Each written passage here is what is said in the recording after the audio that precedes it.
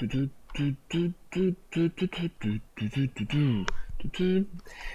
to the spa, Belgium. Today I'm not in camera, sorry. I'm in another place. But anyway, let's see what happened during the weekend. A little bit late, but let's analyze what happened in this amazing racetrack with these huge, long, straight lines, more or less. First of all, quick news. Spa has been confirmed. He will stay in the calendar at least for 1 year more, hopefully for longer, right? It's an amazing race. Didn't rain, however, if it had rained, would have been a much more interesting race. Anyway, it's one of the best racetracks in the calendar, and it's a really good thing that it's staying. Now, let's go to the race. Well, predictable was that this was going to be the tires to use. However, there was a higher degradation than they expected or anticipated, so many drivers actually went from medium to hards, and they did only one stop.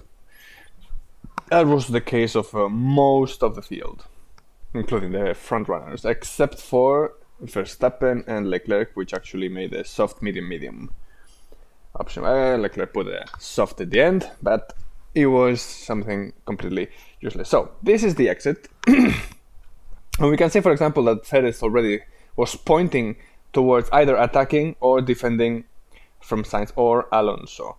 Not only he didn't attack Sainz, was a horrible start, he lost the position to Alonso, as you will see here. You can see Perez went all the way here, but Alonso was already beside him. So he passed him, Hamilton passed him, and Russell passed him, as you will see in the next picture. Both Mercedes in front of Perez, Alonso and Sainz already opening a little gap, which of course it goes much faster than the Alpine. So at the end of the whole Eau Rouge and Camel Straight, he was going to be way ahead of everyone. You can see that Leclerc is here, you can see Verstappen is here. Not much going on. However, this was going to be the car to check, because it was going to do something funny the whole race. Based on what happened in the qualifying, I already knew what that was going to happen. And because we saw something similar in Imola as well. And we go to the first incident of the race. Alonso not giving way to Hamilton. Hamilton was faster, overtaking him. Didn't see that Alonso was there and was not expecting. Perhaps he was thinking that Alonso was going to give him way.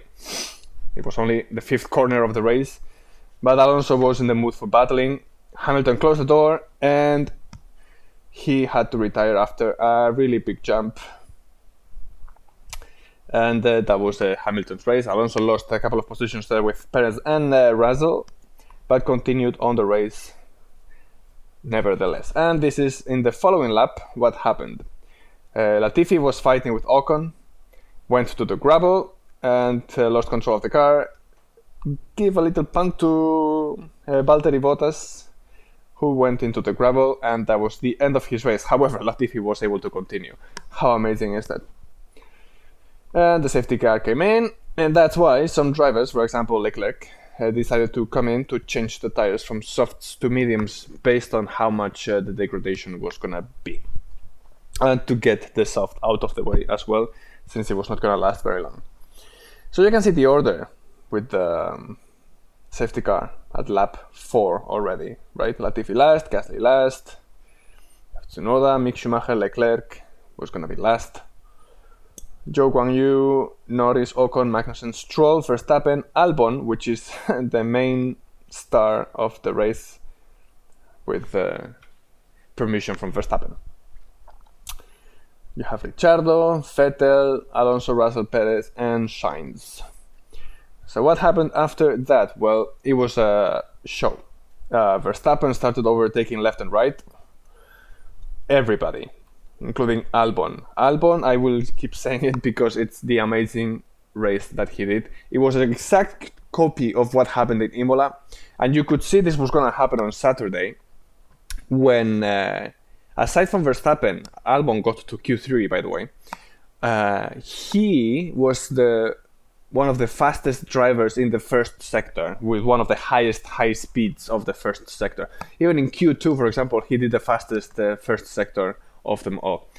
So it was obvious that the Williams had little wing, little downforce, and they were gonna go betting everything on the straight line, as I mentioned on Friday, for example, that all drivers have to decide either you get little wing and you go faster on the straight lines, or you put more wing to create more drag and you go faster in the middle sector. Albon clearly made the first choice, and you will see that at the end of the race that paid off a lot. So we continue. We have overtaken Russell with ease. Let's not forget Mercedes is not the fastest car in the straight line, and the Red Bull actually is. So no big issues there. And overtaking Perez with ease. He complained the lap before that Perez was not giving way, they were losing time, blah blah blah. He still was on the softs and Perez was in the mediums. However, Perez went in the pit before Verstappen did. Verstappen stayed on track a couple laps more. This is a big controversy. What's happening in Red Bull? Why are they running so fast? Well, not just are they. Why is Verstappen so much faster than Perez when at the beginning of the season they were kind of equal, right? Kind of, I say. Now Perez doesn't have the pace of Verstappen at all. So there is the thing. Did Verstappen really get the new 4-kilogram lighter chassis for this Grand Prix? Red Bull keeps saying that no, that chassis is going to be brought for both drivers in Singapore. However, seeing how Verstappen was immensely superior to anyone, there are many doubts on the paddock that that's truth or not. Especially since you see how big difference was between Verstappen and Perez. However, if you look at the other races, Verstappen was already quite superior to Perez in the race pace. So I think actually Red Bull kind of are telling the truth. Also, you have to analyze that Spa is a really long racetrack, and usually the differences are more exaggerated. Like you could see that Mercedes were more than 1 second off the pole position on Saturday, right? And all the other cars were like 2 seconds or 3 seconds. That's normal in Spa, so no big things there. This is Leclerc overtaking one of the Aston Martins. Nothing. You could see also that Ferrari was kind of really off the pace in Spa.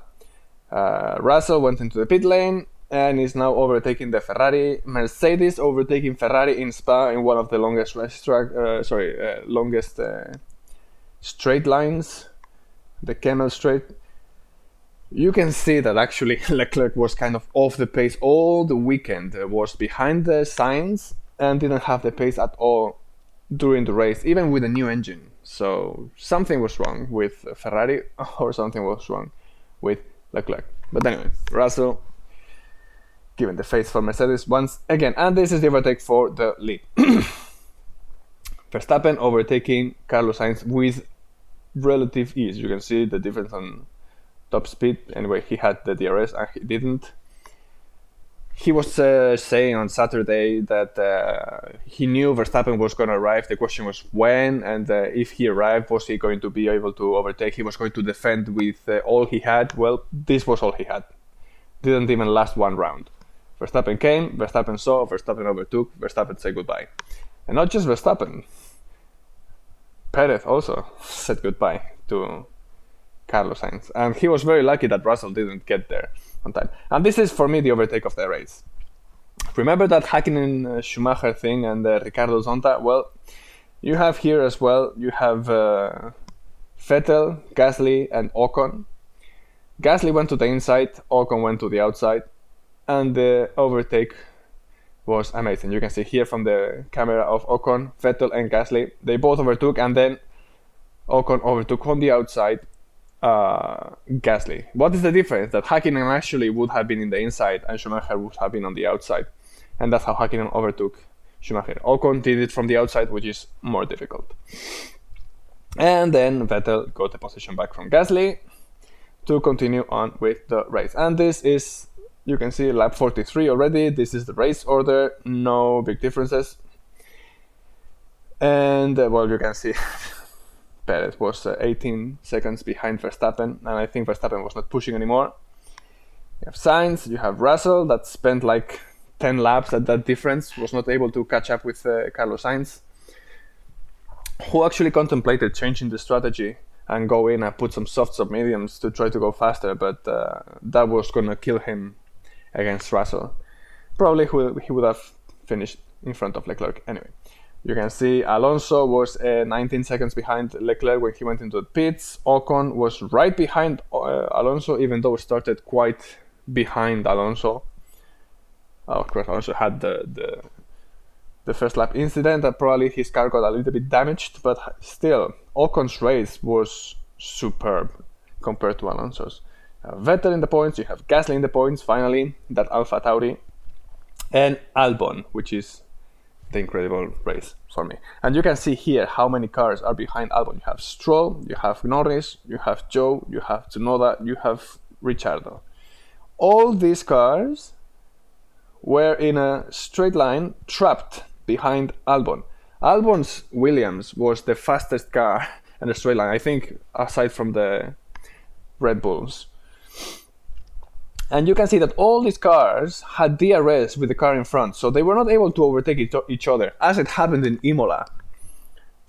And they were not able to overtake Albon because Albon's car was too quick in a straight line. So they were not able to overtake him. So Albon didn't even have to defend the position. You could see on the straight lines at the end of Camel that Albon was not even trying to defend position. Like Stroll was not able to catch him with the DRS open. But anyway, let's comment this. Leclerc went into the pit lane to try to put the soft tire to try to make the fastest lap. However, he came off the pits and was stuck behind Alonso and decided, okay, so I am going to use Alonso for DRS in the last lap and try to make the fastest lap. However, Alonso did a trick in the last lap. In the first corner, he went a little bit wider, going slower, trying to make Leclerc go slower. He overtook him, but he didn't make the fast lap. Anyway, not only that, he got a 5-second penalty for speeding on the pit lane. So from having a 19-second gap to Alonso and having the 4th position, he went into the 5th position for trying to do that, and he did it in a bad way. So I think it's kind of clear that Verstappen is going to be world champion this year, unless he has like 4 races where he has accidents or the engine breaks or something like this. Because he has 93 points, not to Leclerc, to Sergio Perez. So the championship is kind of over. You can see here the official list of how the race finished. All these drivers in 7 seconds behind Albon. So Verstappen, Perez, Sainz, Russell, Alonso, Leclerc after the 5-second penalty by 1 second. Ocon very close to Leclerc, by the way. Vettel, Gasly, Albon in the points, and all the rest. Only 2 cars didn't finish. And once again, I want to say that this guy was amazing. You can see here Ocon behind. You can see here, I think it's Ricciardo behind. You can see this Alpha Tauri, this Zhou Guanyu, and Mick Schumacher. No, Magnussen probably. Well, it doesn't matter.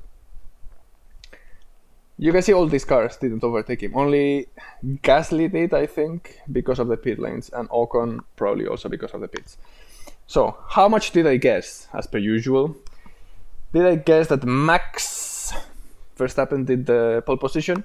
He was going to do it if he didn't change the engine, which on Friday, when I did this, was not clear he was going to change the engine or not. By the way, a lot of people changed the engine, so it was interesting to see the race from other people's perspective, starting from behind. So Verstappen, yes. Perez was second, not Hamilton. Hamilton could have been second. I really don't think so, but probably he was going to be on the podium in front of Sainz. So didn't guess this, didn't guess this, didn't guess this, didn't guess this. So it was Verstappen, Perez, Sainz, Russell, Alonso, Leclerc. I guessed it. Ocon, right? Vettel, Gasly, and Albon. So I only guessed 2 drivers. Why did I put Leclerc here and not here in front? And why did I think that Verstappen was going to be? Based on what happened in Hungary and how insultingly superior the pace of Verstappen was. It was kind of obvious, especially in a racetrack where straight line speed is very important, that the Red Bulls are the fastest car in the grid. He was going to get there. And why Leclerc here? Because we have seen also in Canada, for example, where he tried to go through the field and he got to P5, if I'm not mistaken. So it was not going to be one of those times where Ferrari are going to be doing anything. And as you can see, Ferrari did not many things. So quiz time, let's make it fast. Which year did the biggest crashes, one of the biggest crashes in F1 happen after the first corner in Spa? It was in 98. After the first corner, it was raining like hell, and like I mentioned in the video on Friday, there was some like spray from the cars, didn't see each other, and they started crashing one after the other. Like I think like only 6 or 8 cars got off the first corner, and that was it. So we have the Zandvoort this weekend. Stay tuned. Silly season on Wednesday. Sorry, and so on. So stay tuned. See you on Wednesday.